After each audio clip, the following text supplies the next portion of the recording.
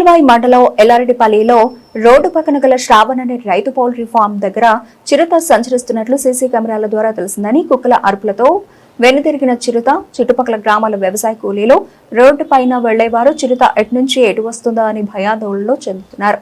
ఈ విషయమై FRO Ravikumar సంప్రదించగా CC కెమెరాల్లో కనిపిస్తున్న చిరుత నిజమేనని ఫారెస్ట్ అధికారులు బృందంతో వెళ్లి పాదముద్రలు పరిశీలిస్తున్నట్లు ఎఫ్ఆర్ఓ రవికుమార్ భట్ తెలిపారు. నేను ఫారెస్ట్ రేంజ్ ఆఫీసర్ ఇందాల్వాయి మాట్లాడుతున్నాను. ఈరోజు రాత్రి సుమారు 12 గంటల ప్రాంతంలో ఈ ఎల్లారెడ్డిపల్లిలో శివారులోని పౌల్ట్రీ ఫామ్ వద్దకు చిరుతపులు వచ్చిందని తను పౌల్ట్రీ ఫామ్ ఓనర్ తెలియడం జరిగింది. వెంటనే మా సిబ్బంది మార్నింగ్ వెళ్ళి చూడగా అక్కడ పగ్గుమరుగు దొరకడం జరిగింది. అయితే ఈ పౌల్ట్రీ ఫామ్ అయితే ఏదుందో రోడ్ పక్కన లెఫ్ట్ సైడ్లో ఉంటుంది, రైట్ సైడ్ మొత్తం రిజర్వ్ ఫారెస్ట్. ఆ రిజర్వ్ ఫారెస్ట్ నుంచి వచ్చి అక్కడ దగ్గరలో పౌల్ట్రీ ఫామ్ దగ్గరకు వచ్చి మళ్ళీ తిరిగి రిజర్వ్ ఫారెస్ట్కి వెళ్ళింది.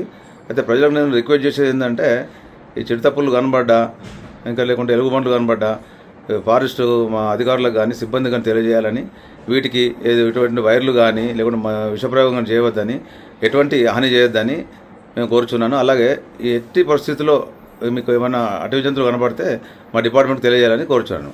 Thank you.